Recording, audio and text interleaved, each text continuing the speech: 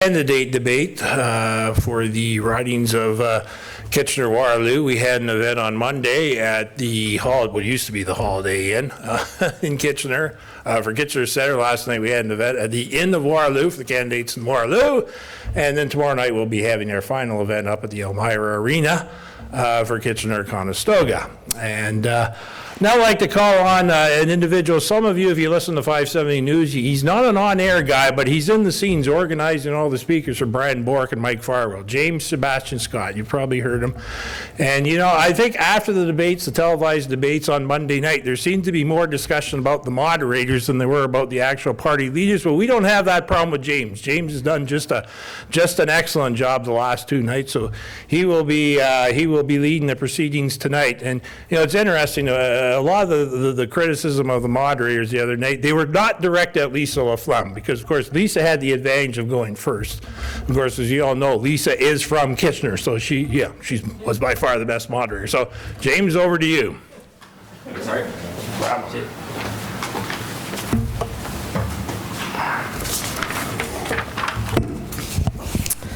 Good afternoon, and thanks for joining us today. The format for this event will be 90-second introductory remarks from each candidate, followed by questions in priority areas identified by the Greater Kitchener-Waterloo Chamber of Commerce through their advisory committees and responses from the membership at large. The questions will be asked in rotation, and the moderator reserves the right to terminate answers where appropriate. I will ask each candidate to keep their responses to 60 seconds. Also, after all candidates have answered a particular question, a candidate can ask for a rebuttal on the comments made by any one of the other participants. The moderator reserves discretion on whether to allow the rebuttal and also terminate the discussion when required. At the conclusion of the debate, each candidate will be allowed 1 minute for closing remarks, which will proceed in reverse order from opening remarks. We will now commence with 90-second opening remarks. The candidate order as determined this afternoon is David Weber from the Green Party, Alan Kiso from the Conservative Party, Marwan Tabera from the Liberal Party, Wasai Rahimi from the NDP, who is not here, and Joseph Todd from the People's Party. Alan Kiso will answer the first question, and the previous rotation will continue. Concluding remarks will be in reverse order. We'll start the debate with David Weber for opening remarks. David? Thank you. My name is David Weber. I'm the Green Party candidate for Kitchener South Hespeler. How much it's not on at all or too low? You're better now. Well, okay. We didn't do a check or anything, so you can restart, David. Well, for those of you that didn't hear, and for everyone else on video, I'm David Weber, the Green Party candidate for Kitchener South Hespeler. I retired from policing last year after 30 years of service. I know it's hard to believe that. I am 54. I have some people looking at my pictures and saying they think I'm 30-something, and I think a little bit of that is flattery, but maybe some of it is just good living. When I was a police officer, I noticed a lot of things up close in the community that should be improved. I see a lot of poverty, especially with seniors having a hard time affording their homes because of increased taxes for their properties. Increased values cause that. Saw hard affordability issues for a lot of people, but saw an awful lot of mental health related issues, people not getting the help they need, and then getting frustrated with the lack of care and self-medicating with illegal drugs, and then we know where that leads to street crime and eventually incarceration. And when half the people in jail are mentally ill in one way or another, I think that we have failed them. So I really love the fact that the Green Party is based on societal good and the quality of life issues that address these areas in particular, which is something that makes me very happy to be working with them to work and serve the community. Thank you very much for being here, and I appreciate you coming. Thank you, David. Mr. Kiso? Hello, everyone. Thanks for coming. My name is Alan Kiso, and I'm your Conservative candidate here for Kitchener South Hespeler. And today is actually 1 year exactly from the day that I was nominated as the candidate for the Conservative Party here for the riding. So I'm running, and I sought the nomination for the party in the same way I was brought up at my family's sawmill in Listowel, Ontario, with hard work. And the tenets are the exact same. Service to community and to country, service to the economy, and service to sustainability. So on the service to community and country front, on the community front, born and raised in Listowel, wife Jacqueline, who's here with me today, we live in Dune South in Kitchener, and from Listowel to Kitchener and everywhere in between, very active in the community and served in the armed forces as well, so in service to country. Also on the economic side, having grown up in a family business and learning how hard work should amount to something and the importance of a family business in a small community and what small businesses do for the country, I learned the value of economy. And on sustainability, having grown up again with environmental sustainability at the forefront and having studied it, the environmental sciences, and also not just environmental sustainability, but also fiscal sustainability. These three tenets are what I bring from my upbringing, what I brought to my nomination, what I bring as a candidate, and what I will bring as an MP. I'm very excited to be here with you all today, and I hope to earn your vote on October 21st and look forward to presenting a platform from the Conservative Party that I very much believe in. Thank you. Thank you. Mr. Tabera? Thank you very much. One sec. Turn this up. Thank you very much. My name is Marwin Tabera. I had the privilege and honor of representing Kitchener South Hespeler for the last 4 years now as your member of parliament, and now I'm seeking re-election as your Liberal candidate for the same riding. And I first started out as an electrical apprentice. I went to Fanshawe College, where I took electrical engineering technician program, and then I went and worked as an electrician in the Mississauga area. And then I changed gears a little bit and went to University of Guelph, where I earned my political science degree. And I've been working at Frito-Lay right here in Cambridge for over 14 years in food manufacturing, and also for Q2 management, where I was a field supervisor there. And in 2015, I put my hat in the ring and became the member of parliament. And it's been an honor serving. The best part of the role is really serving individuals right here in your community, representing them in Ottawa and bringing funds and development to the people and to the constituents of this riding. Our region is one of the 10th largest, is the 10th largest riding, or region in Canada. It's a fast-growing region with a lot of movement here, a lot of moving parts. It's great to represent, and we've run on a record of creating 1 million jobs with Canadian employers and Canadians from coast to coast to coast. We've lifted 900,000 people out of poverty, including 300,000 children. 50,000 have been seniors. There's much more work to do, and on October 21st, we want to continue with a second mandate to deliver even bigger numbers and helping even more and more people, not only in Kitchener South Hespeler, but all across Canada. Thank you. Mr. Todd from the People's Party? Thank you. My name is Joseph Todd. I'm the candidate for the area for the People's Party of Canada. To those of you who don't know who we are, we've existed roughly a year now. In that year, we've become the fastest growing party in Canada. We have 41,000 members, and we're ready for this next federal election. We have about 93% coverage in all the seats, and the reason we were founded is basically because we are sick of the broken promises made by governments spanning decades. We wish to be the ones who give the change that was always promised but never received. A little bit about myself. I work in the telecommunications industry. My wife is a school teacher, and we are amazed by how hard we struggle just to make ends meet. The hope of a home seems to be very, very far-reaching. And these are some of the issues we like to tackle for people as well as ourselves. It seems cliche, but a good reason of why I'm doing this is because I want my children to have a good world to grow up in. And right now they're being spent to the point where my grandchildren will be paying the bill. And that's just has to stop. Thank you. Thank you. We'll now move on to the question and answer portion of this afternoon. I'd like to remind candidates to please keep your answers to 60 seconds. The Canadian Chamber of Commerce, the largest business organization in Canada, has asked for a royal commission to study the national taxation system to implement fairness and simplicity for all classes of taxpayers. There's been no comprehensive review of the tax system in 50 years, and the system is a patchwork that does not serve individuals or businesses in the 21st century. Would you support this royal commission, and if not, what would you propose to fix the tax system? And to answer first, Mr. Kiso. So on our front, with our platform, we are very much committed to reviewing the tax code.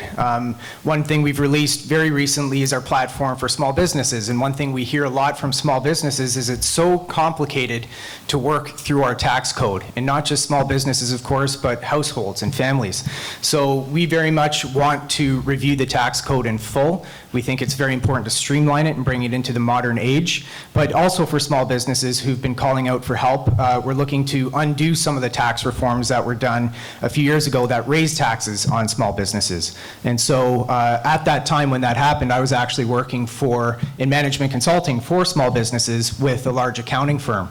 And on the accounting arm of the firm, I kept hearing from colleagues how confusing these tax changes were, saying that small businesses really couldn't figure them out, and it would cost a lot of resources for those small businesses and dollars to try to dive into those changes and figure out what they mean. Now, some of those were rolled back, not all of them, but still left a lot of confusion in our tax code. So our party is very much committed to reviewing the tax code and making sure we can bring it into the modern age. Thank you. Mr. Tabera? Thank you very much for the question. When we got into government, the tax rate was for small businesses was at 11%. We have now brought that down to 9%. We want to ensure that we're creating an environment for businesses to flourish, scale up, and thrive. And that's what we've done with negotiating with the new NAFTA. We've been protecting jobs. There's the steel and aluminum tariffs that were put on place with Donald Trump's administration. We made sure that we lifted those tariffs. We've also created the European Union trade deal and also the TPP, which gives us access to the Pacific countries, and that gives us access to 1.5 billion customers. But a lot of small businesses are still, feeling, in terms of pressures, in terms of the tax code, they're still feeling pressures. There's a lot of red tape that still needs to be removed, and we want to work with small businesses to ensure that we're encouraging them to have an easier system, a system that is efficient, because we want small businesses to reinvest, grow, and thrive and export, and we want to make sure that we're removing any barriers that may be in their way. Thank you. Mr. Todd? Thank you. So what the PPC wants to do first and foremost is redo the income tax structure. We're going to drop income tax to 15% if you make under $100,000 a year, and 25% if you make above $100,000 a year. On top of that, we're also increasing the personal exemption to $15,000. If you make less than that, you won't be taxed at all. We're also going to tackle the interprovincial trade border. It's a lot easier for businesses to do business overseas than it is with fellow provinces within Canada. A lot of the reason for that is regulation, so we want to get rid of that regulation and just assume that if you're if you're complying with the regulations within your province, we'll assume that that meets the regulations in our province.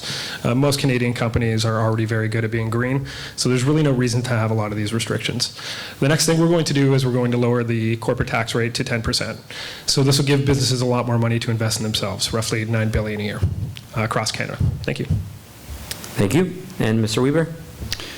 We absolutely need a Royal Commission investigation into tax reform. It is long overdue. It's something the Green Party is also calling for. It's good to hear that other people are calling for it as well. I don't believe that we should be doing anything with small business to make it more difficult for them. We need to keep their tax rates low the way they are. We do need to streamline things so it's easier for them to report their taxes without having to have the intensive outside help. A lot of small mom and pop shops, when they're doing the reporting for the taxes, they find it very, very difficult to do the paperwork without hiring others to do it. The large businesses, they're currently taxed at 15% federally, and in the United States they're at 21%. If we raised our large business tax to equal theirs, we would increase our revenue by $70 billion. When you look back to 50 years ago, large corporations used to pay about the same amount as personal income taxes. Now personal income taxes are $154 billion for revenue, and large corporations are 47. And then when you add on the $37 billion in GST that people pay in addition to the personal income tax, the burden is too much on people, and no wonder why there's this income gap and they're so poor and upset. So yes, we do need reform. Thank you. Thank you. It's open for debate if anyone had anything to say. Anything else? Okay. Second question, how will your party address fiscal responsibilities, most notably debt and deficits, against spending commitments? And to begin this discussion, Mr. Tabera. So our government took an approach in 2015 that was different than other parties. We decided to invest in Canadians, and with that investments, we've with Canadians' help, we've invested or we've created 1 million jobs. We've also have the lowest unemployment rate in 40 years. With our Canada Child Benefit, has lifted 300,000 children out of poverty, has helped 9 out of 10 families. And this is the type of investments that we want to make with Canadians. We want to ensure that we're investing in Canadians, providing them the service and the care that they need, but also at the same time ensuring that we make sure that businesses succeed. So that's why we ensured for small businesses, we lowered their tax rate from 11% down to 9%. We also have, as I mentioned earlier, negotiated 3 large trade deals with the new NAFTA, European Union, and the TPP. We've also made another trade deal as well with the Canada-India trade deal, which is $1 billion with the 4th largest economy. We want to continue making sure that we make these kinds of investments. At the same time, as we grow our GDP, we need to ensure that we do pay down our deficit, and we have been paying down our deficit as our economy continuously grows. We have our debt to GDP is one of the lowest in the G7 countries, and we're the only G7 country that has a trade deal with other G7 countries. Thank you. Mr. Todd, on tax reform, or on fiscal responsibilities? Thank you. This is the perfect question because this is basically why the PPC exists. We think that is an area where there's been a lot of government corruption and overspending, and this goes across decades. It's not blaming any one party. It's basically been any party who's been in power. They've promised a lot of tax cuts, a lot of expensive programs, and they've delivered on none of it. They haven't been fiscally responsible for decades. What we plan to do is have a balanced budget at the end of 2 years. The way we're going to do this is to cut a good chunk of our foreign spending. I love the fact that Canadians want to help as many people as possible, but for a country of 38 million people, we can't afford to save the world. It's just not possible with our population. Now, that may not be a very popular thing, but it will allow us to balance our budget.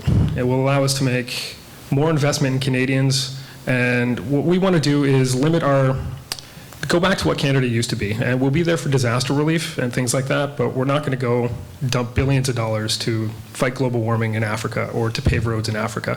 There's far too much infrastructure that's needed here, so that's where we need to start our spending. Thank you. Thank you. Mr. Weber, on fiscal responsibilities? I remember before this government, the last one, coming into power, and I remember the debt and the budgets that were proposed, and I was concerned. And looking at what the projections were, I said, well, gee, you know, we're going to be going from 465 up to 600 plus billion debt, and yes, we went up to 620. And then the subsequent government here, we haven't done anything really markedly better. It seems like we're averaging what, $20 billion a year with greater debt every year. Mind you, our debt to GDP ratio is good, but this is not sustainable to just keep on spending more and more without having the revenue come in. My greatest, I guess, complaint would be the fact that we do have, during those 2 governments, an ongoing problem with the really, really wealthy people hiding their money in offshore tax havens. We have tax holes that need to be plugged. We have a situation where there's services that we can be providing and should be providing because we're not capitalizing on that revenue, where we're just letting people not pay their fair share. So I think it's really, really important that we look at certain things the way they're done in other countries, the way they have the ability to have pharmacare in any country that has universal health care, the way that so many of them have university, college, and the trades paid for, and we don't. And it's just a simply matter of political will, and I think we need to do better to take care of ourselves with fiscal management, of course, being of paramount importance to us, but realizing that we can do better for our citizens. Thank you. Mr. Kiso? Thank you. Yeah, we're very much concerned that another 70-some billion has been added to the federal debt in the last 4 years now.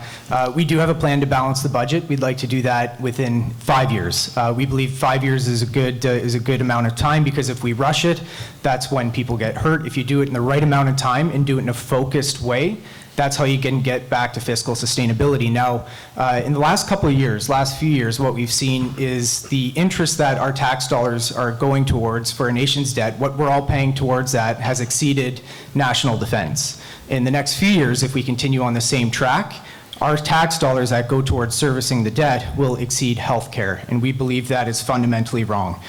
We want to make sure that we do have sustainable healthcare and services. That's why we've guaranteed we will continue to increase that spending for healthcare. But when it comes to how we balance a budget in our plan, we want to cut corporate welfare by $1.5 billion per year and re-inject that into the everyday Canadian, small business, and some of the tax credits, and also trying to get back to balance. So if you look at recent years, one word I hear a lot about is trust in government. I think we're seeing so much money going towards the richest corporations and Canadians, and one way we need to balance that and regain trust, I think, with Canadians is to pull back some of that corporate welfare going to the wealthiest and reinvest that into our country and regain fiscal sustainability. Thank you. The Greater Kitchener-Waterloo Chamber of Commerce has for 20 years led efforts to recruit family doctors into our region. What is your party's proposed to address the national doctor shortage? Mr. Todd, to begin this answer. Thank you.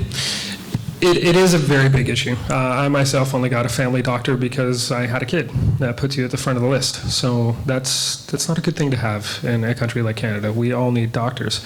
One of the things I would like to do, and the PPC as well, is limit some of the hoops people have to jump through when they immigrate to Canada for economic means, such as being a doctor. I used to work with a fellow from India whose wife had to pay tens of thousands of dollars to redo the exams. Now, obviously, we want to make sure that they're going to be good doctors and they have all the proper training necessary, but there's no reason it has to cost that much for them. If we want more doctors, we have to start attracting them. So we have to make it more feasible for them to come here. You're talking in a lot of scenarios where people are going to uproot their entire life, give up all their friends, all their family to come live in a country like Canada to practice their profession. And we need to make that a lot easier for them to do so. Right now we're not. It's a very expensive and lengthy process, and it can be changed. So it's a lot cheaper for them and attracts them a lot more to come here to Canada. Thank you. Mr. Weber, national doctor shortage. The professional accreditation of credentials, that's a good point, and that is a good start. Education. I know so many people that they've wanted to go to school to be something, that they've settled for something else because of the amount of time it was going to take, trying to work to put themselves through school, not having wealthy families to back them. And, you know, the Green Party here is looking at other countries, you know, like Germany and France and the Czech Republic and Guatemala, that there's so many that have the free university, college, and trades education.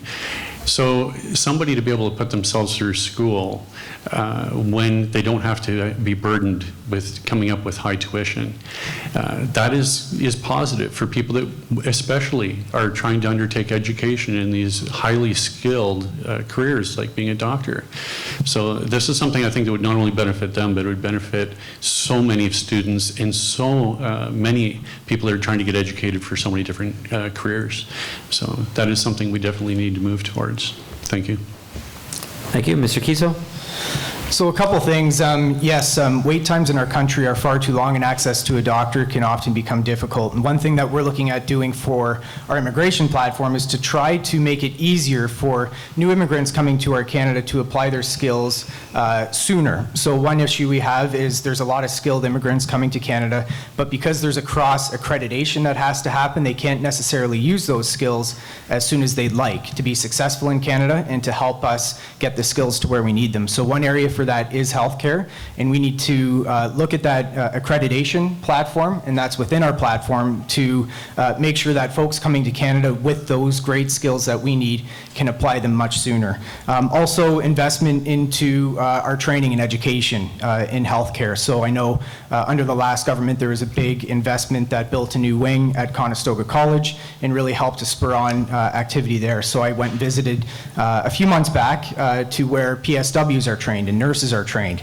And a lot of the simulation work that those funds enable get the services we need quicker and the healthcare practitioners that we need to serve our community and our country. So we're very much committed to decreasing wait times and giving Canadians greater access to healthcare services and practitioners. Thank you. Mr. Tabera?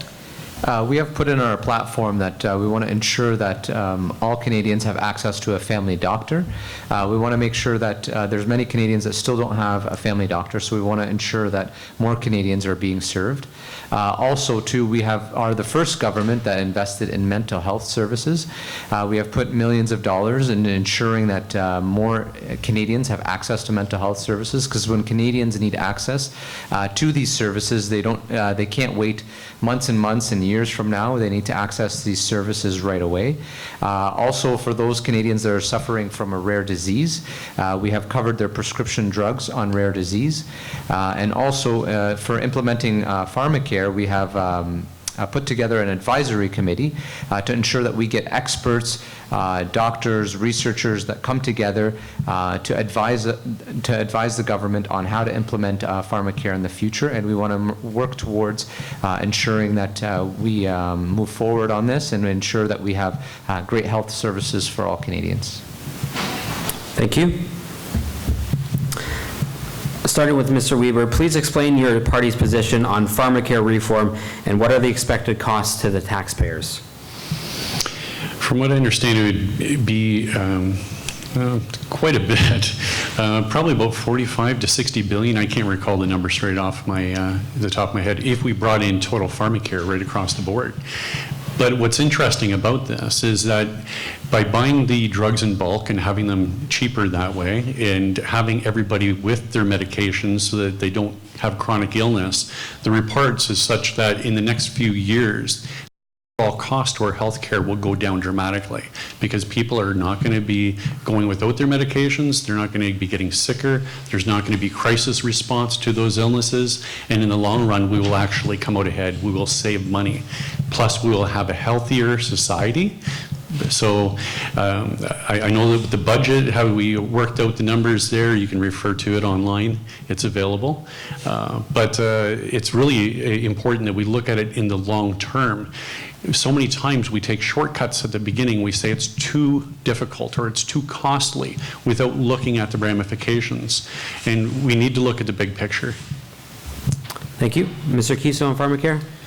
Agreed, we need to look at the big picture, but you're right, there is a huge cost associated with implementing universal pharmacare across the country. I believe it's varying estimates, but roughly around 20 billion, I believe that it would cost our country. And of course, we would have to raise taxes on all Canadians for that as well. So we also believe that, it's very important we address some of the things that we have in our current healthcare system. We just talked about a doctor shortage. How can we address that? But with pharmacare, what we're looking at in our platform is there are a small percentage of folks who don't have access to pharmacare, and that's where we'd like to focus our efforts. And not just that, for folks who are paying into pharmacare but don't necessarily have access to the drugs they need at an affordable price, to help lower those prices as well. So we're not going in the direction of a universal pharmacare plan.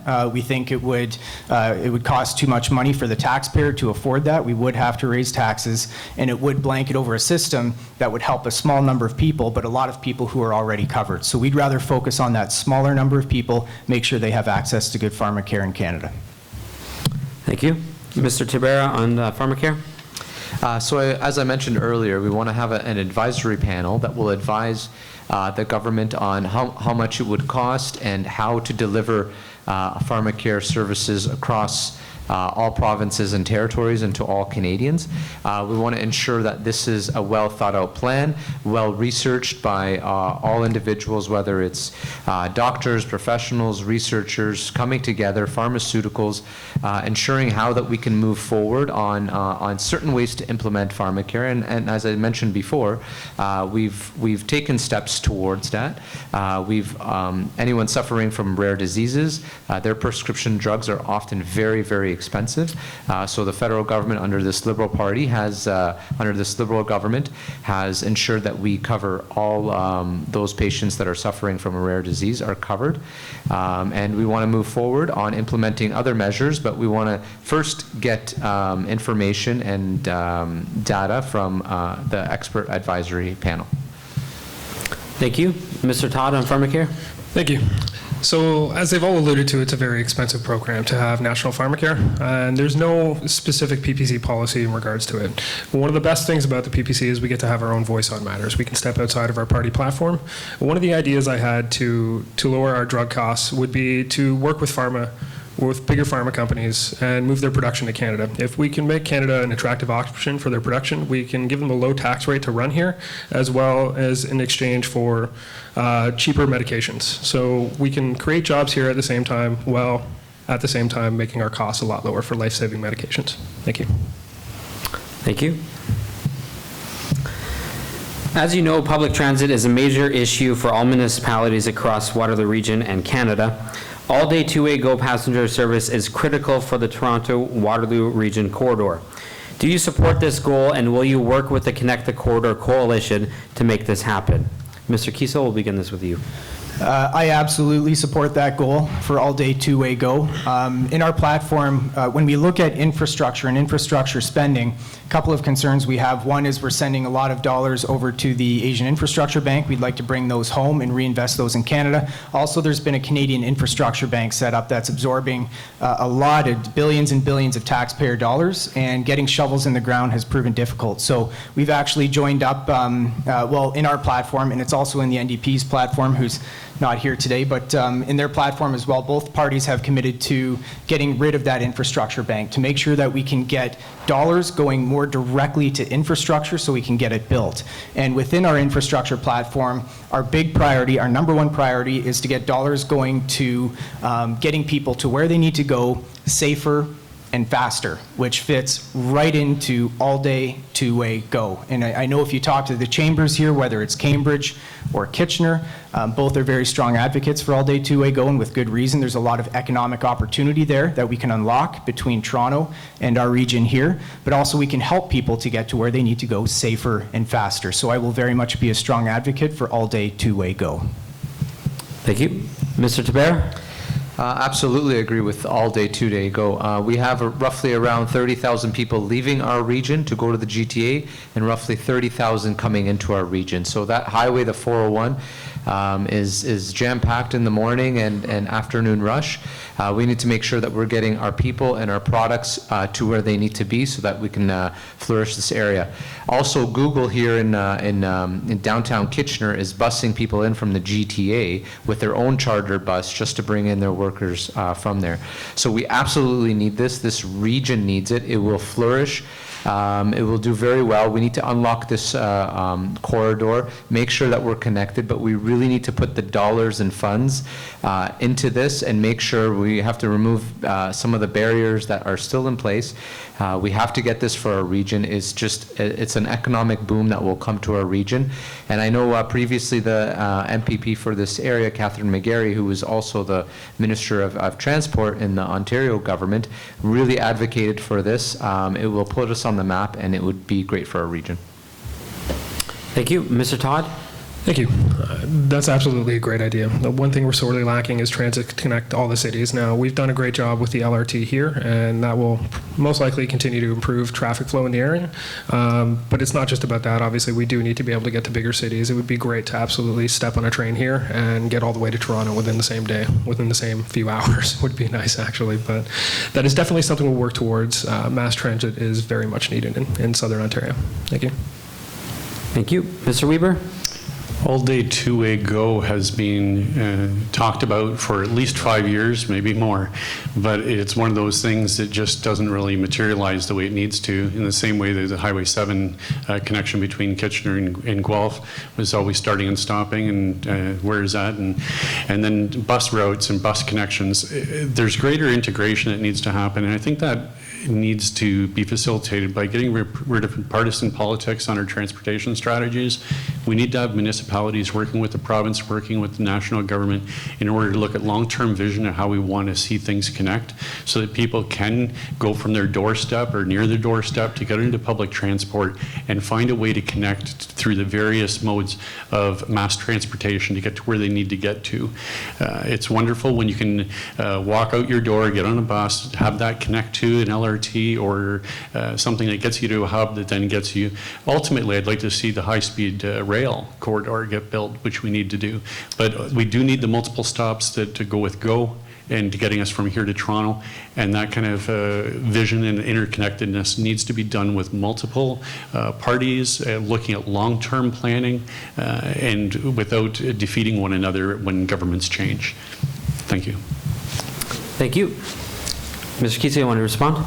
Just one point I'll make there is that we do have a history in our region, I think it's important to point out, of having different levels of government working together very well to get these projects done. I know they never get done as quickly as we'd like to see, but I think it was maybe 2010, roughly, I believe, where 3 different levels of government, federal, provincial, local government here, all got together, made a big investment to get local public transit going, specifically towards ION. So it has happened in the past, and I absolutely agree that is vital to get our infrastructure projects going here. I think we can be proud of having a history of that here, and we need to make sure that continues.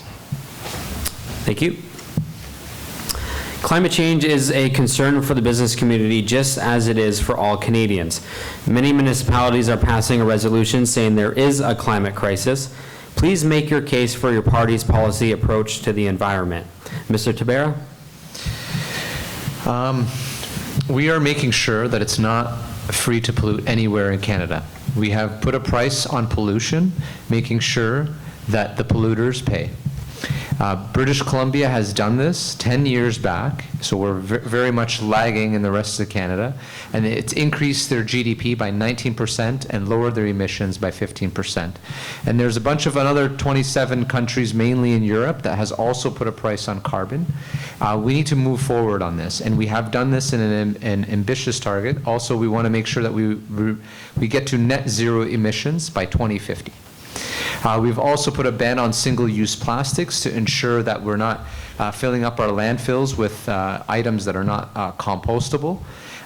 We've also put in $1.5 billion in ocean protections. We went from protecting our oceans at 1%, and under our government, we went protecting the oceans to 14%. We want to continue in that trend.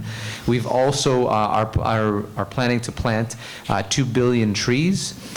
Protecting our forests have went from 25%, and we want to get to 30% by 2030. It's time to act, and the time is to act now. There's a lot of forest fires, floods that are happening all across our region, all across Canada, around the world. We got $55 million from the federal government for disaster mitigation fund, which went into Kitchener to ensure that our stormwater is manageable, because we're getting changing climates, and we want to make sure that our cities are well prepared and that there's not damages to our cities, to our residents, or to our businesses. Thank you. Mr. Todd, on climate change? Thank you. So for some reason, my party's gotten this rap that we don't believe in climate change. That couldn't be further from the truth. Clearly, we can all see the changes that are happening. We just question the cause, and we're not alone on that. There's been roughly 30,000 scientists across the world who have signed petitions stating that CO2 is not the only cause that we have for climate change. The issues are far much bigger than any one particular cause.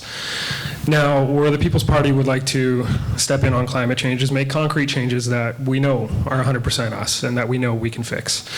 One of the things I personally want to fight for is to include with our pipeline plan the replacement of Line 5. Now, a lot of you probably don't know what that is. It's a pipeline run by Enbridge through the Straits of Mackinac. It connects Lake Huron and Lake Michigan. That pipeline is 15 years older than it was designed to be. It was designed for 50-year use, and it's 65 years old now. The best case scenario, if that were to erupt or to break, is 1.5 million gallons between the Great Lakes systems. Now, that's a best case scenario. It could most likely be worse than that. So what I would like to fight for is to get that replaced within our pipeline strategy. And protecting our waterways is a very, very noble endeavor. That's something we definitely want to do. We can also solve an energy issue at the same time. If we take one of the many, many amounts of garbage that are in our oceans and we start cleaning those up and use clean incineration technology to provide power, we can solve an energy issue and we can clean up the oceans all in one go. It's a plan that we need to do because the largest ecosystem on our planet is the oceans, and right now we treat that like a garbage dump. There are tons upon tons worth of plastic just floating around in there, and we need to get that out. There's no dispute. The no-frills bag floating around in the ocean is 100% ours. That didn't exist in nature. That's something we should be cleaning up. And now a lot of it is because of hurricane and storm damage. There's not too many countries on the planet that still want to go and dump everything into the oceans. So it is getting better in that regard, but either way you cut it, however it ended up there, it's 100% us, and it's something we need to clean up right away. Thank you. Thank you. Mr. Weber on climate change. Thank you. I've never been an insurance salesman, but I do understand they want to make money. And what the insurance industry is telling us is that the biggest threat to their profits is climate change. They're paying out huge costs to people that suffer damages due to climate disasters, and they predict that over the next decades, it's going to become so costly, it'll be about $50 billion a year within the next 30 years. And the cost of doing nothing is going to be greater than the cost of investing, switching our economy into a renewable green economy so that we mitigate climate change. Also, there's a lot of money to be made by switching. With the building of an electric infrastructure from the east-west corridor, from investing in jobs to retrofit homes to make them more energy efficient so they need less energy, by building geothermal plants and taking oil workers that used to drill for oil wells to do that, and pipe fitters or pipe makers to make the windmill or wind turbine structures. There's jobs that are readily transferable, so we can keep people employed. We're not going to be causing a lot of layoffs, but we can actually be creating many more jobs and building things in a better way to make our environment protected and bring us into the green economy. We are not going to get there by continuing to build pipelines and continuing to invest in fossil fuel infrastructure. The time for delayism is gone. We have to get serious on it now. That's why the Green Party has a very serious plan, Mission Possible. It's not Mission Easy, but it is possible to do. And we need to invest in the green economy so that we have a sustainable energy infrastructure. It doesn't have to be oil. Okay? Thank you. Thank you. Mr. Kiesel on climate change.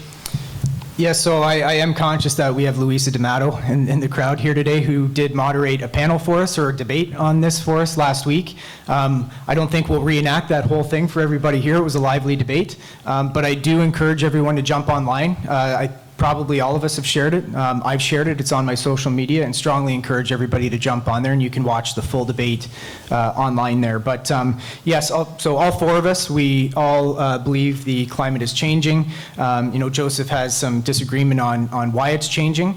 From I think the three of our perspective is we certainly acknowledge that when you go from a couple billion or a few billion people on Earth to 7 billion people on Earth, and you start producing much, much, much more, and it goes up into the atmosphere, that fundamentally changes things. And that's why they call the era we're living in right now the Anthropocene, because we have fundamentally changed our atmosphere. Now, with that urgency, we believe that we need to increase the urgency to go straight to the heavy emitters in Canada. Right now, they are getting a big discount on the carbon tax, and we think that we should get more aggressive, lower their cap on emissions. That's currently 50 kilotons. Bring that down to 40 kilotons, so make them pay sooner. It will not be free to pay when we're looking at the big emitters in our platform. We want them to pay sooner. And with that, instead of having it go into government coffers, we want those dollars going right to the technology the green technology that helps them lower their emissions and get right underneath that cap. We also want to take our climate change fight global and help other countries to reduce their emissions, because bottom line, a lot of other countries are polluting a lot worse than we are in terms of volume. And so if we can take our technology, for example, carbon capture and storage, get it over to China with some of their heaviest emitting plants over there, we can make a massive impact on the global scale on climate change. And if I could, I know I'm probably out of time, but I'd like to comment on one thing. Yep, go ahead.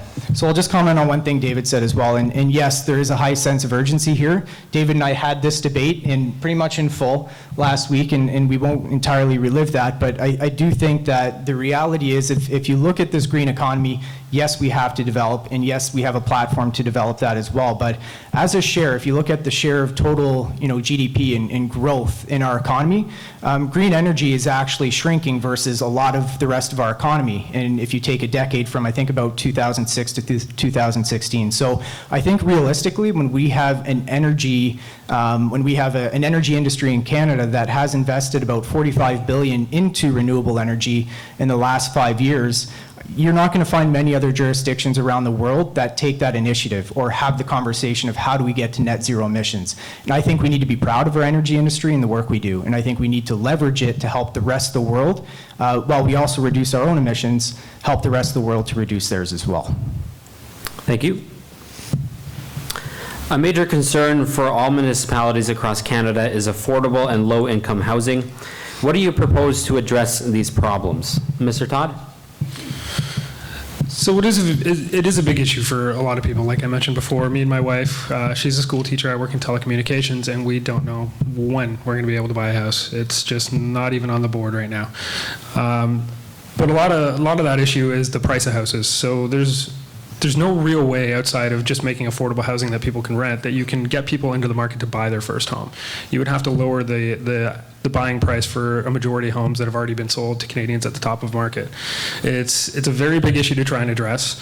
Now, what the government could do is build more affordable housing for things like Ontario Works and stuff like that, but it all comes at a price. So the question is, how much do you want to be taxed to provide these services? What government needs to do is step back and just let the provinces regulate their own housing market. Right now, getting involved just isn't a good idea. You're going to add more red tape to a bad situation. Thank you.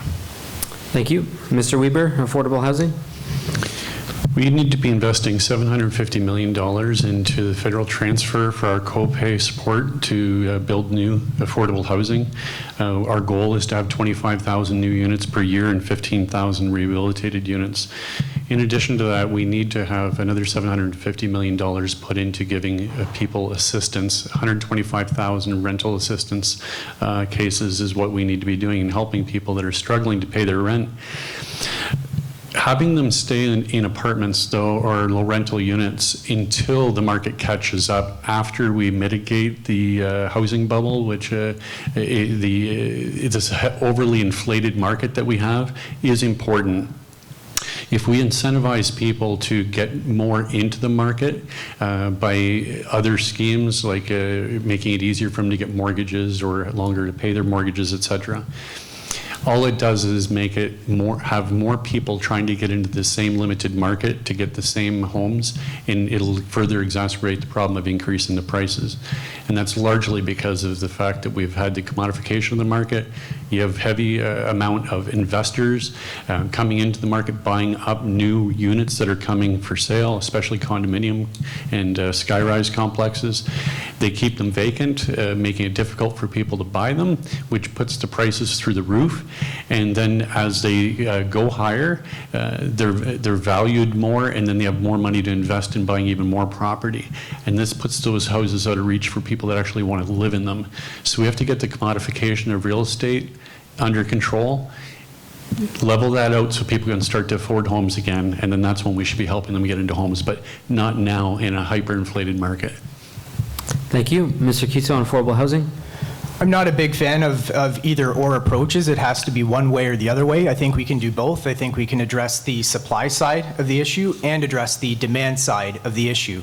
Now, on the supply side of the issue, we have a regulatory burden in our housing markets right now that adds several $1,000s to the end price of a home in some of the major markets. So on one hand, I think we need to revisit that regulatory burden that is making housing, or making the building of housing go up and up and up. And a lot of folks can't afford housing just for that reason. It's just, if you even, anywhere across our riding of Kitchener, South Hespeler, I'm knocking on doors and people are just marveling at how much the price of their homes have increased and what they could sell it for, but then where do they go after that? So it's a major issue across our riding, but also I think on the supply side, and this wouldn't impact Kitchener, South Hespeler much, but more on the national scene, we are going to, in our platform, give up government land that we're sitting on, that taxpayers are paying for, and turn that into development so we can create more supply. But then there's the demand side as well. Now on the demand side, young folks have been subjected to, in recent years, a stress test to buy a new home. And we think we need to fix that to make it a bit easier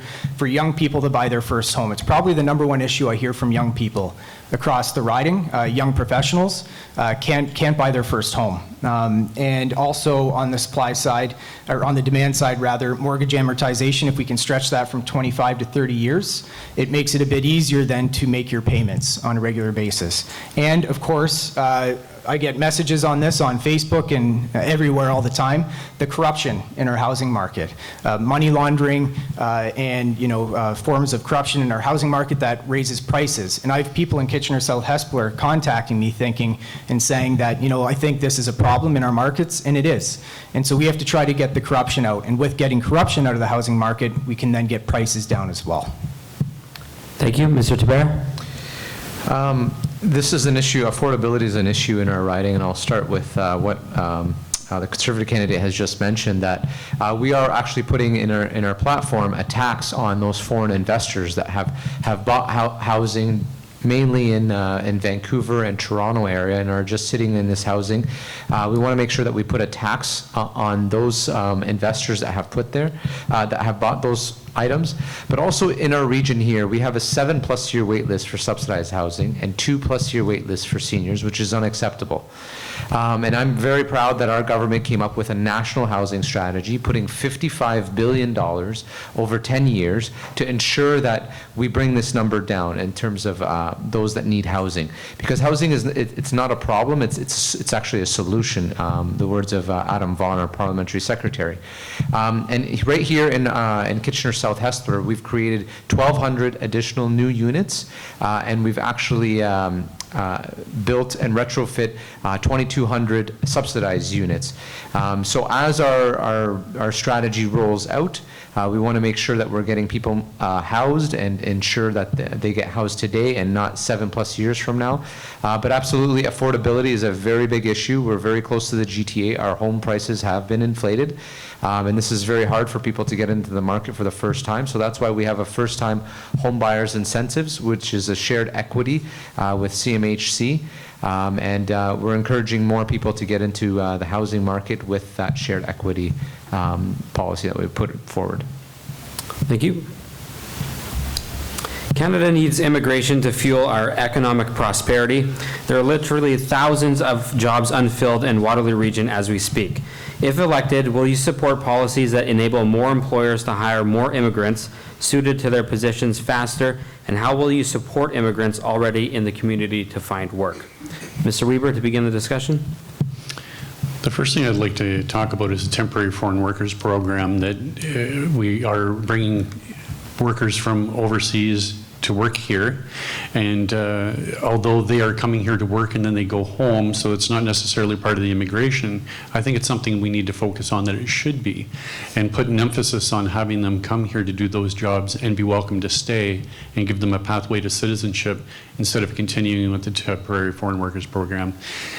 We have people coming and working here temporarily, and they don't have access to health care because they don't qualify for it. They're not here long enough for it.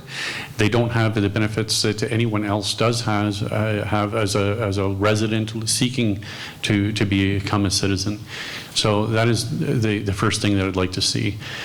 Second of all, in part of our plan that we have to transition oil and gas workers into a green economy, we want to have an information bank that connects people with their jobs, skills, what they're able to do, and where they live, and try to match that up with the skills that employers are seeking. There's no reason why we can't do that in addition for people that are coming here, seeking employment from foreign lands that are going to be working here, to see what their skills are and try to match it up with employment. It's something that we're looking at trying to get done when it comes to the College of Trades, using the information portal with the college, so that people that are looking at giving apprenticeships and people needing apprenticeships could be connected. It's all about information sharing, and this is how everybody benefits. Thank you. Thank you. Mr. Kiso? Yes, on the business front, I've been having a lot of meetings over the last year or so, year plus, with a lot of businesses across our riding. And when I ask the question, what's the #1 issue you face as a business operating here in our region?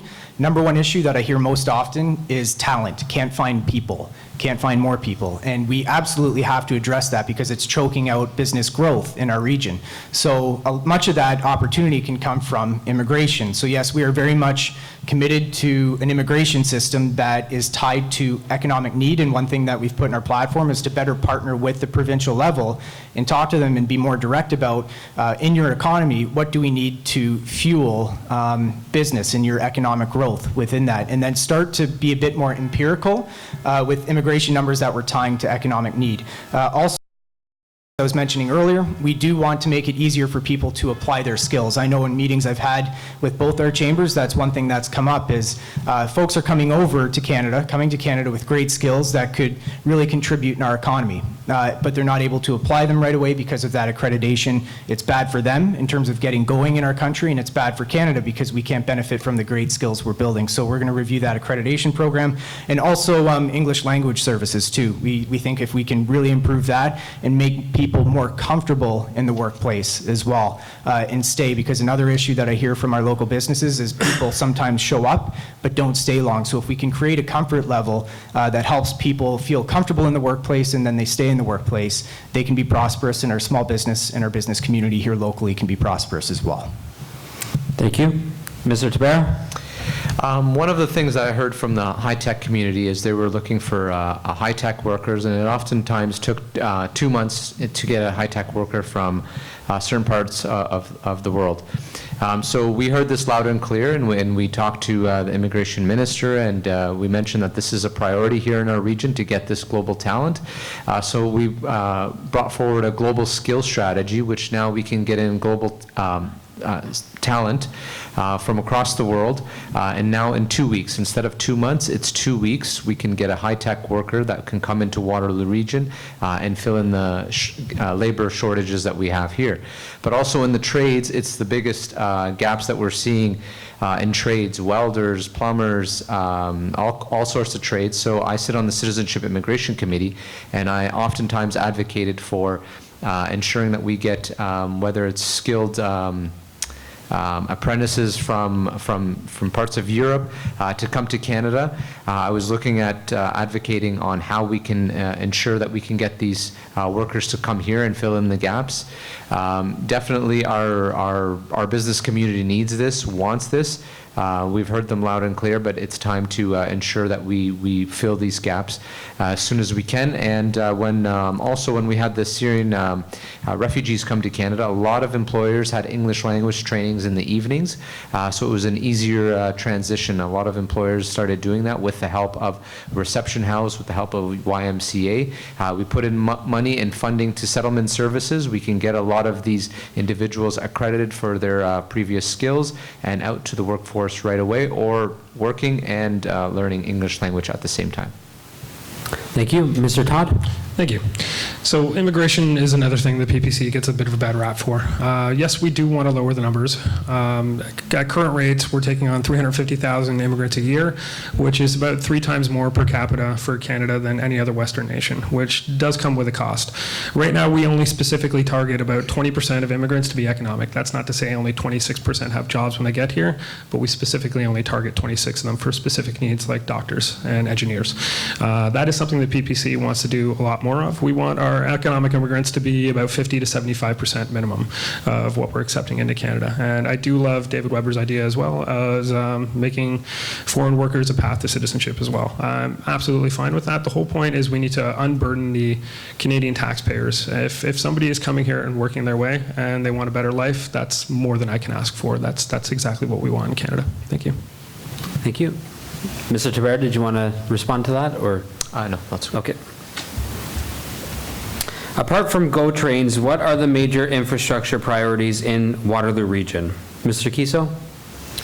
I think transportation is absolutely number one, but I think we also touched on a very important one, which is housing, and getting more homes built in our region so more people can find a home. One, I think just on helping the less fortunate find homes, as Mr. Tabara was alluding to earlier and talking about, and getting those built so we can get supply up, but also helping young folks to stay in their homes as well. So I think infrastructure, when we're talking about that, it's yes, transit, very important, but secondly, I think housing, getting more built, making them affordable, and helping more people have access, whether it is on the more marginalized who don't have a home and can't find one, and maybe providing more services within those homes to help people who are marginalized, or for young folks, working families, seniors who are finding it less and less affordable all the time to be in a home. So just to make sure we can get more on the market, build more homes, and make them affordable for everyone. So I'd say housing.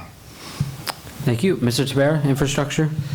Infrastructure would be on the top of the list as well with our housing prices. Even a lot of realtors are saying that the markets these past 2 years, there's not much revenue, not many houses being built. We need to ensure that we're increasing the supply in this region. It's growing at a very fast pace. The highway expansion that went from 6 lanes to 12 lanes, that was a $97 million announcement that I had the pleasure of announcing along with the provincial government. It caused a lot of delays, I'm sure for many of you when it was being constructed, but that just shows the volume that is coming to our region from the GTA, from other parts. It's good that we're expanding and growing. It shows that there's increase of jobs, there's increase of people coming to our region. But at the same time, if there's a young couple out there that's just finished school and looking to open up a home, buying an average home of $550,000 to $600,000 is tough for a lot of people, right? More people are deciding to stay living with their parents a bit longer to save up for that down payment, and we need to make sure that we're putting in measures in place so that people can get to where they want to be and then able to get into an affordable home. Thank you. Mr. Todd, infrastructure? Thank you. So as we alluded to with immigration and employment, there's a huge resource we're lacking in right now, and that's the less fortunate. We're not helping those with mental illness and addiction as nearly as much as we should. If you want to talk about a break in infrastructure, that's probably our biggest one right there. We're letting a good chunk of people just flush their lives down the toilet. We're giving them a lot of assistance to slowly poison themselves in this clean injection sites, but we're giving them very little help to get off the drugs. And that is something we greatly need to work on. I was lucky enough to join some of the city officials while they cleaned out a homeless encampment on Marsland Road. This was the 50th one they've cleaned out this year. That's up from 28 last year. And we're entering their busiest time right now. As the leaves fall off the trees, there's less places to hide, and they come out more and more, and they get more and more reports. So they're well on track to hit 75. The Clean Needle Exchange program is not working in this regard. They cleaned up about 200 to 500 needles, and that was just counting what they threw in the bins. For roughly 4 people, they think were involved there because of the varying sizes of clothing for men and women. And there was 2 dumpsters full of garbage removed. So 500 dirty needles and 2 dumpsters of garbage removed right across the street from a park. So that is definitely something we need to work at right there. We need to push treatment more than we push here's your safe space to slowly kill yourself. We're letting a good number of people just waste their lives away, and that's not what we should be doing. We should be pushing rehab and help clean these people up and give them a productive life to live. Thank you. Thank you. Mr. Weber? During my time being a police officer in the community, I did notice very much so that we had a big problem with poverty, people struggling, and again, the mental health, lack of proper care. And these are big influencers as to why people end up taking self-medication or they're self-medicating on illegal drugs and getting addicted to it, and end up losing their family and friendship connections, losing their jobs and their homes, and living on the street. And we do need rehabilitation centers with an emphasis on their mental health, so that the underlying factors of what's causing the problems, and then thereby increasing the drug trade and the all the crime that comes along with that. It comes from social ills that we need to deal with on the front end. Otherwise, we're not going to make long-term gains in that area to improve the fabric of our society. On a different vein, we should be looking at, I don't know how much we need to change here, but it's something we need to review from time to time. As we get more information about climate change and how it does bring us more floods and greater water runoff issues, we need to be changing our floodplain maps so that we don't look at necessarily just what we have now, but 30 years and 40 years down the road, where are the problems going to be as the climate has changed, and anticipate that problem so we don't build in areas that will be a problem later that maybe aren't a problem now. I know that there are some communities that have done better than others in that regard, but it's something we need to do as a national strategy to review our floodplain maps. We do need to electrify our public transit, our buses, and build the infrastructure available for that, and the electric vehicles, et cetera. We're not going to be able to switch over unless we build that infrastructure. Thank you. Thank you. Mr. Kiso, infrastructure? Yeah, I went first, but I will add to mine, if that's okay. Sorry. I'm happy to. I lost track. If you're going to throw the ball back, I'll go with it. That's great. No, we've touched on a lot of things, and I did meet with Mayor Verbanabik in Kitchener recently, just a couple days ago or a few days ago, and we did talk to David's point about climate change. And we talk a lot about mitigation, but also adaptation, and how can we get the resources needed when we are seeing more frequent weather or more frequent extreme weather patterns hitting cities and rising water levels as well. So I think on the adaptation front, very important. Now, one question I did ask the mayor was on his urban forest strategy. And I'm very excited and very happy with what our region's doing there, especially Kitchener, with putting in an urban forest strategy. And you don't think about that much in terms of what an urban forest could do, maybe from an infrastructure perspective, but certainly on the climate change front, it can help. But we've also talked about the opioid crisis. We've talked about mental health. And if you talk about an urban canopy, it's proven, research shows that with a greater urban forest canopy, that you do get improved mental health, drug use lower, crime rates lower, and great benefits to all of society. So I think you might not think of that from an infrastructure perspective, but certainly I have a passion for that and would love to be a voice with the city here and across our riding for an urban forest management plan. Mr. Weber, you wanted to respond?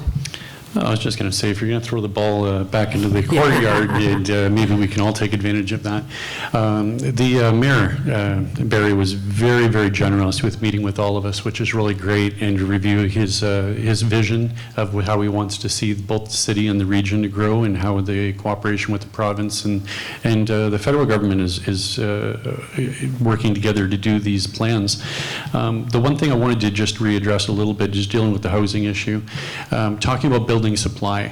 It doesn't matter how many you build more for homes, condominiums, and residences, if they keep on getting bought up by investors for commodification. It's like a scalper buying concert tickets, and the face value is $100, but you're paying $400 for it if you really want to go. If there were more seats for that concert, the scalpers are just still going to get them. So until we get that problem remedied, it doesn't matter. The homes aren't available because of the fact that they're scooping them up and just sitting on them and using them as investment vehicles. We need to change that. I'm glad to hear that the Marwin Tabera has suggested that they were going to be looking at a tax to stop that. We need to actually legislate it that it's stopped. Thank you. Thank you. Does your party support the Canada-US-Mexico trade agreement, and are you ready to ratify immediately? And Mr. Tabera, we'll start with you. Absolutely. I mean, we had strong negotiations with NAFTA. As you know, we were dealing with an unpredictable administration, but we got a really good deal for Canada. Even Rona Ambrose, the previous Conservative leader, has said, regarded that we got a good deal for Canada. Even Brian Mulrooney, a previous Conservative as well. We stuck to our guns and really fought for Canada. There was a lot of areas where the Canadian or American administration wanted us to back out on Chapter 19, which we held our ground on and ensured that we protected Canada. And you know, we got a trade win there. We want to make sure, because we have $2 billion of trade going back and forth through our borders. So we want to make sure that we protect Canadian jobs, and we're ensuring that we keep this relationship flourishing. It benefits all three countries, and we want to continue to do this. Also, there was a negotiation on there, I believe. We have Toyota in our riding, and we wanted to make sure that the automotive sector was protected. So they put in a clause there in Mexico, whereas a worker has to get, I believe, over $16 or $17 US in that deal. So that way, certain companies there can't pay them a very small wage, where then our exports are going there, or some of our models of cars are going there. So we made sure that we protected auto workers in that negotiation. Thank you. Mr. Todd, on the Canada-US agreement? There's still a bit of a hole in it, especially regarding supply management. That was one thing we could have given to a lot more, because it would have been a better deal for Canadians as well. It would have made sure our groceries were a little bit cheaper as well. A lot of what people don't know is we don't put hormones in our beef to make it grow faster. So in regards to the farmers' fears for U.S. market being able to capitalize on Canadian market and drive up our prices, it just simply wouldn't happen. They need to be able to follow our regulations as well in order to be able to import here. So that's something we should have worked on a little bit better there. It could have made the grocery cart bill a little bit cheaper for all of us. Thank you. Thank you. Mr. Weber? Thank you. For this deal and for all deals, we need to be making sure that we're not including investor-state dispute settlement clauses that make it so businesses can sue governments for making regulations, legislating better workers' conditions, trying to protect the environment, and then having the foreign corporations saying that, well, now you've made it more costly for us to do business by you protecting the environment, et cetera, and getting these settlements paid out to them. Taxpayers are footing the bill for trying to have sovereignty and in making rules for ourselves that affect both ourselves and the foreign investors. So it's not like somebody really has an unfair advantage. Everybody has the same rules and regulations they have to follow, but because they get changed after the investors come in, they can sue us, and that's not right. And I remember talking with Marwin just after the last election. I went to one of his fundraiser dinners so I could explain to him how much I wanted him to fight to not have investor-state dispute settlement clauses put into the CETA agreement.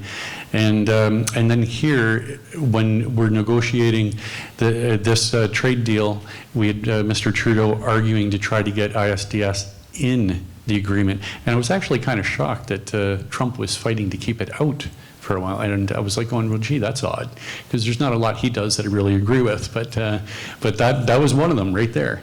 So anyways, I think we need to look at that in all of our trade agreements. We need to be looking at workers' rights, the environment, et cetera, rather than just looking at profiteering and profit making for the investors all the time. Thank you. Mr. Kiso? Yeah, when it comes to trade, I mean, we are absolutely committed to ratifying NAFTA and getting that deal done. Now, of course, we do believe that we could have done a better job, and I'll part ways a bit with David here. You know, I think we could have got down to business quicker on NAFTA. We did introduce a lot of different things into those negotiations, and we think Aaron O'Toole, our chief critic on trade, was really pushing, let's focus on trade, because when you focus on trade and getting the best deal, you can get the most prosperity for all Canadians. But that said, we are committed committed to closing that deal, getting it done, and moving on to the next deal. So in our platform, we're very much committed to focusing on where can we grow next. Two big countries that we're really looking at right now, one is Japan, and the other is India, which is the fastest growing democracy in the world, and there's a lot of opportunity there. We think that in recent years, I speak of about a year ago when I was nominated, it was also when Andrew Scheer was over in India doing a visit over there, trying to build those relationships, because of course, when our Prime Minister was visiting there before, it didn't go overly well. Not the best feedback when he came back. So Andrew was there, Andrew Scheer, our leader, about a year ago, trying to build that relationship up, and that's very much where we see huge trade opportunity for our economy and for all Canadians. Thank you. Red tape and overregulation stifles business investment and growth. How does your party plan to address this? Mr. Todd? Thank you. So a lot of the issues with our government red tape comes to the interprovincial trade border. So in a lot of regards, it's easier to do business with the U.S. than it is to do business with another neighboring province, like I alluded to before. So that's something the PPC wants to get rid of. As well as motivating businesses, we're going to drop the corporate tax rate to 10%. So you have a little bit more money in your pocket to invest within your own businesses, which employ Canadians everywhere. Thank you. Thank you. Mr. Weber? From what I've been hearing, the biggest problem with red tape is in the small business sector. It is a heavy burden. It's onerous on them. We do need rules and regulations, and quite often we hear red tape, cutting red tape means that we're going to cut protections. We're just going to make it easier to sell off land and do development at the cost of the environment and things of that nature. But with small businesses, we need to make it easier for them to be able to file their paperwork, do their taxes, their returns, and that is really where I'd be wanting to put our focus on, trying to clear up and streamline things. Thank you. Thank you. Mr. Kiso? Certainly committed to lowering the regulatory burden for our small businesses. David touched on it a bit, but I think if you do get out there and you talk to our small businesses and you talk to stakeholders out there, our regulatory burden in our country is immense, and we have to do something about that. So we've talked a bit about tax burden. On the regulatory front, we are committed to cutting regulations by 25% for the small business community and our business community. Also, if you introduce one new regulation, you have to remove two. So we believe that regulatory burden, this is something I hear from our local businesses all the time, talked about talent, talked about taxes, but also the regulatory burden, and often they're saying, please government, one, give us consistency, and two, just get out of our way so we can create prosperity and grow our businesses for Canadians. And then as Joe was saying, on provincial trade, there is massive amounts of opportunity for our country when we talk about trade, when we talk about how the regulatory burden and just the rule book on trading from province to province to province is very cumbersome for each province. So I know we have a lot of premiers right now talking about how can we lower that burden, and we as a government want to actively partner with each province so we can get more trade going interprovincially, and also cut some of that red tape out that we're experiencing there. So I forget the exact dollar value on it for GDP, but it's massive, and I think that should be a top priority. That's why we're going to appoint a minister to interprovincial trade if we form government. Thank you. Mr. Tabera? Thank you, and I believe the same way. I mean, business owners are the backbone of our economy. They employ a majority of Canadians. They put in long ahours at the end of the days and many days, and the last thing that they want to do is deal with burdensome red tape.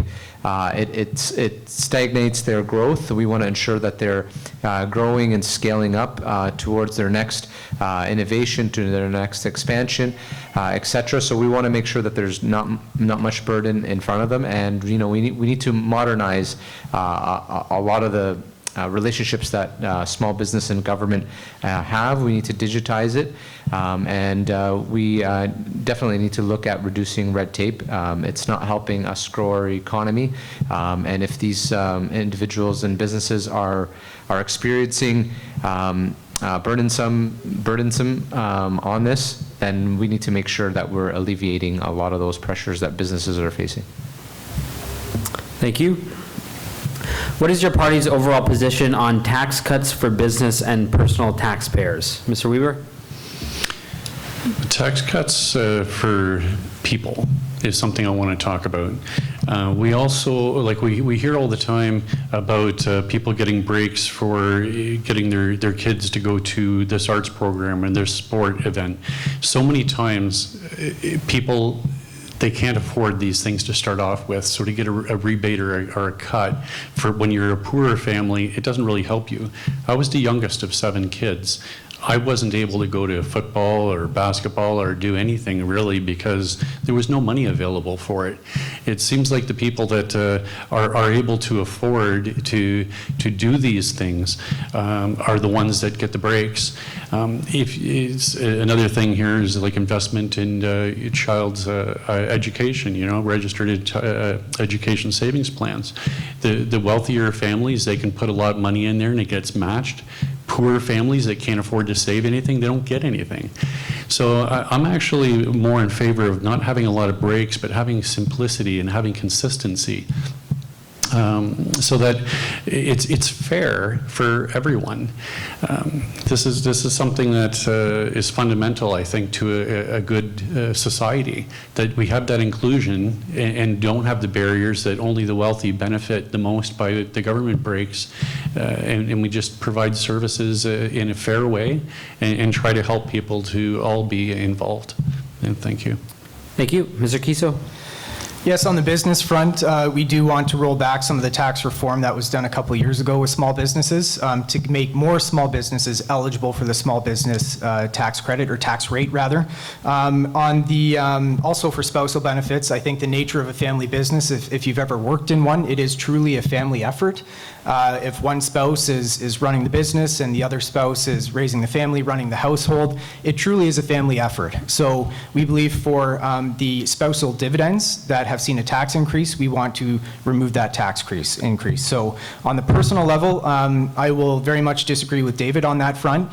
When you talk about tax credits for things like fitness, when you talk about increasing the share or the government contribution to RESPs, when I go door to door to door, the people who tell me they were very much hurt by the cutting of the children's fitness tax credit or the arts tax credit or the public transit tax credit, these are not wealthy people. These are everyday Canadians who go out and work hard every single day. So I think the characterization that these are wealthy people that are benefiting from this or being hurt by this is very much wrong. So I highly recommend you get out there and knock on doors and talk to these folks, because what they're telling me is that it hurt them and they're very excited to get it back, and that's why they're back in our platform to help out the everyday working family and everyday Canadian. We'll continue with the candidates, but I know Mr. Weaver wanted to comment on that, so Mr. Tabera? Actually, I'll comment on that. I've been knocking on doors too, and I've knocked on a door that was an individual that made $500,000 a year and said, you know what, I don't need this tax credit for my kids. I'd rather have it go to other families. So exactly what I'll agree with what Mr. Weber has said is that these tax credits are going to families that may not need it. So that's why we invested in a Canada Child Benefit that is more generous, putting more money into the families that need it the most. 9 out of 10 families have benefited. We've lifted 300,000 children out of poverty. And some of the measures that the Conservative Party is putting forward is home heating, for example. They're going to take off the tax on home heating for every household. So now if I live in a 1,000 square foot home, which I do, maybe I'll save $15 a month on that. But now if you have a house that's 4,000 square feet, you're saving more. So who's actually saving more? Is it the rich, or is it the middle class, or is it those that are joining the middle class? So we believe in a fair tax structure for everyone so that you can reach your opportunities and goals. And that's the main reason why I believe in our tax fairness, is because it allows people to reach their potentials and goals and aspirations. Mr. Todd? Thank you.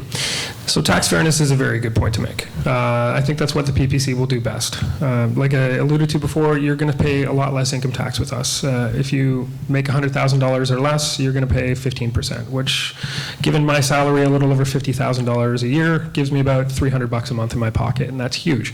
When you have the majority of Canadians looking at $200 a month between that and bankruptcy, it a few $100 a month is going to make a big, big difference. And it's not just that. We're also forgetting about the seniors in this as well. A lot of our seniors knocking on doors have had a huge issue with making ends meet. A lot of them have very little money left at the end of the month, if any at all. One of the bills that was just proposed by our PPC candidate out in Erin Mills, if elected, she would like to put forward a bill that makes CPP benefits tax-free, and that is absolutely something I would support. It would give a lot more money into the hands of the elderly as well. And they're definitely being forgotten about. I've seen countless of them saying they just need a few $100 more a month to eke by, and that's all they're asking for. They're not asking for much. They're not asking for a king's ransom. They're just asking for a few more bucks in their pocket to buy what they need to buy to live, and that's exactly what we need to work on. We need to help them out. They built this country to what it is, and we need to take care of them. Thank you. Thank you. Mr. Weaver, you wanted to Kiso? Yes, I'm probably needing to clarify a little bit when it comes to transportation. You know, the subsidized bus passes and all that other stuff, and tax credits for people that need transportation. That's great because they are poor. That's very directed. My comment is more like with the education, like I said, when you have wealthier people able to have all their funds matched by the government, the wealthier people are getting the biggest advantage. And what I'd rather see, like I said, is fairness, where we have tuition-free university college and the trades for everyone. And that way then there are no barriers for people to be able to go. A program like that, it's worthwhile. Thank you. Mr. Kiso? I'll go one by one here. So talking about the green transit tax credit, for that it's dual benefit. So yes, there's a tax credit to take public transit, but also if you're not taking a vehicle that emits, it incentivizes environmental decisions. So we very much stand by that. With the child benefit, absolutely, I will agree with you. That's a proud conservative legacy, actually. So when we proposed trying to give more money back to parents, it was the Liberals who came in and said, well, if you give more money to Liberals, what are they going to do? They're going to spend it on beer and popcorn. That's a direct, that's a direct quote that's out there. So we push for that. Child benefit, we've committed to keeping in, very much so. That will stay in with our platform. But, again, when it comes to home heating, I'll address that. Yes, regardless of how much you make, you will save some money by not paying tax on your home heating. But our belief is that home heating is a fundamental need for Canadians. If you do not heat your home, you're toast in Canada, not toast the opposite of toast. You'll get really cold. Yeah, you'll freeze to death. So we believe just as a fundamental essential for Canadians that government should not tax that. And you know who gets the most excited when I go out and talk about taking tax off home heating? Seniors. That's who gets excited when I roll that out at the doors and tell them what we're doing. So very important. And again, with the tax credits, sports cost a lot of families a lot of money. And an everyday Canadian, an everyday family that's working wherever, not making hundreds of thousands of dollars, when I go to their home and they're loading up their kids' equipment in the back of their trucks, they are ecstatic that that tax credit is coming back. So we very much stand by helping all Canadians, whether it is the Children's Fitness Tax Credit, taking tax off home heating, or the Green Transit Tax Credit. Mr. Tabera, you wanted to respond? Absolutely. What I'm trying to make here, the point is your targets are not, it's not targeted and it's not measured. The Canada Child Benefit is going to millionaires. Why would a millionaire still need more money for their children? That's why we axed it from millionaires and gave it back to the middle income family and those working hard to join it, because they will need it more. They will be spending it more if fuels our economy. And the example I gave you with the home heating, again, your quote is, from your leader, is it's time for you to get ahead. But again, the example I gave you for home heating, the rich family, 4,000 square foot home, they will get ahead more. They will probably save $100 on their home heating bill, whereas someone living in a 1,000 square foot home like I do would save $15 on my home heating. So who's actually saving more? That's the question I'm asking you. Mr. Kiso, you can respond. When it comes to home heating, again, we believe it is a fundamental need. So people will save different amounts, but if you don't heat your home, you will freeze to death in our country. So government fundamentally... I don't think you're understanding. I'm absolutely understanding. I get that different people save different amounts for their home heating. But My best feedback that I get and who I represent are people at the doors and what they're telling me. And when I tell them about these programs and what our plan is, that is direct excitement that's coming back to me. And before we even rolled out our platform, it was families telling me that they really got hurt by that children's fitness tax credit cut. So when I go back out there and I can tell them they're getting that, and if it is a $500,000 earner, $1 million earner household, who is, whether they choose to use that tax credit or not, it is a tax credit that promotes children's fitness or arts. That's a good thing as well. So the end result is a good thing for kids, which is also, at the end of the day, very important. Mr. Tabera? I'll give you an example. So if I have 5 homes, 4,000 square foot homes, 5 of them, do I get to save on all those 4 homes for home heating? I believe every home you own, you save on home heating. Yeah. It's taxes removed from your home heating. I don't think I have to say anymore.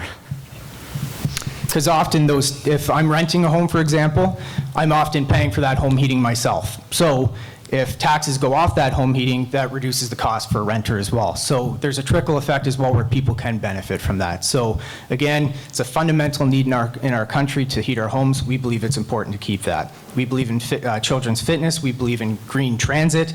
Incentivizing these things we think is a good thing. Whether or not $1 million earner chooses to use that incentive is totally up to them. If the end result is they use it and their kids are still playing sports, and that's a great thing. Okay, thank you. We'll move to closing remarks. 1 minute maximum. It's the reverse of original rotation. Joseph Todd will speak first. Thank you. So, like I said before, the PPC exists because we're everyday working class people who are fed up with the corruption that we've seen. I personally myself have been voting for a couple decades, have been promised the world, and it's never happened. Our style of living is getting worse. We're working harder and harder for dollars that get us less and less. We need to address the issues in our country now before it's too late. And if it makes you all feel any better, the majority of the candidates for the PPC, we're not politicians, we're everyday working class people who are exactly as fed up with these problems as you are, because we're dealing with them too.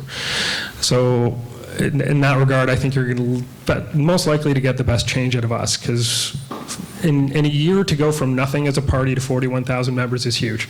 In Canada, that's a really huge thing. Most people don't even look at politicians, forget join a party. So 41,000 in a year is a very, very large number. And I think it just goes to show with how little we have faith in the current structure of the system. Thank you. Thank you. Mr. Tabera?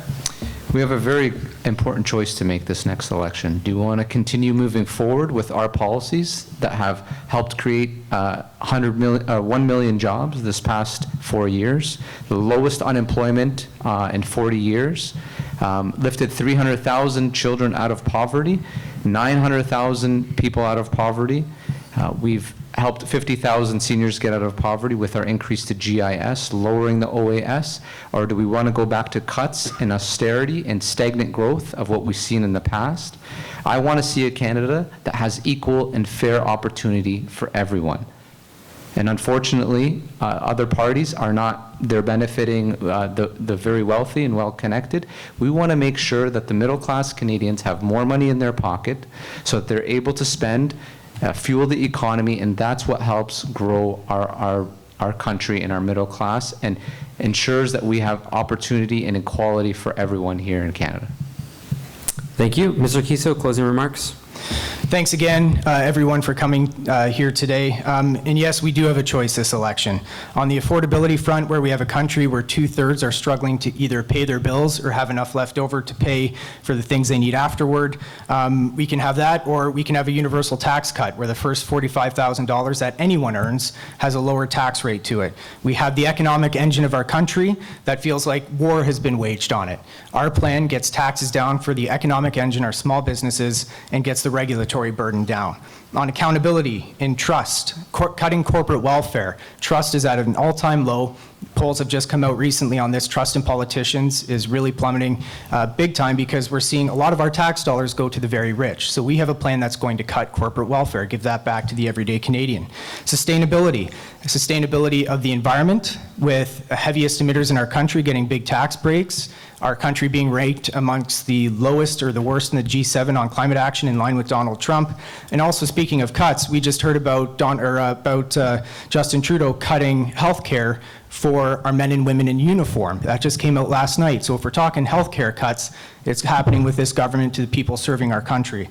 And when it comes to respect, being admired as we always have been as a country on the global stage versus being snarked at for things like low climate action. So we'd very much like to put Canada back on the map, put Canada back on the front lines with the rest of the world, and help all Canadians get ahead. Thank you. Thank you. Mr. Weber, closing remarks. The biggest problems we face are the ones that we are facing ourselves right in the moment. For everyone, it might seem like a different issue. For me, it's the headache that I've been suffering with since I sat down at the start of this debate. For old people, it's not having enough money to pay their taxes for their homes because the prices have gone up and their values have gone up. They need to have the CPP doubled. For the person suffering from mental health, it's not having proper mental health care. It's not having access to their doctors. It's not having access to medications. It's with frustration, turning to illegal drugs and getting addicted, and then maybe suffering death because of contaminated drugs on the street. The biggest problem facing all of us is environmental crisis. Whether we want to admit it or not, that is the problem. And it's not going to be tackled by building liquid natural gas plants out in BC, building more pipelines, or delaying fully investing into renewable energy and changing our jobs from fossil fuel, carbon emitting jobs to clean jobs. The only party that has a serious plan with Mission Possible is the Green Party. If you want to address climate change, we have to get serious. No matter what government we have, and I suspect it will be led by one of the two parties that always wins, that has always led this country, but that government is going to be better with a significant number of Green MPs at the table to speak up for alternative ideas, great ideas, economically, socially, and environmentally. On October 21st, I hope that you see the wisdom in putting some Green MPs in office. Thank you. Thank you. On behalf of the Chamber and Rogers, I would like to thank all candidates for taking time from their excessively busy schedules to participate in this forum tonight. I'd also like to thank the City of Cambridge for hosting, and of course, everyone from the community for your attendance. If you are a resident of Kitchener South Hespeler, the election date is rapidly approaching, so please ensure you are aware of your voting location. The Chamber and Rogers hope this forum has provided some relevant perspectives on your issues of concern. Thank you and have a great evening.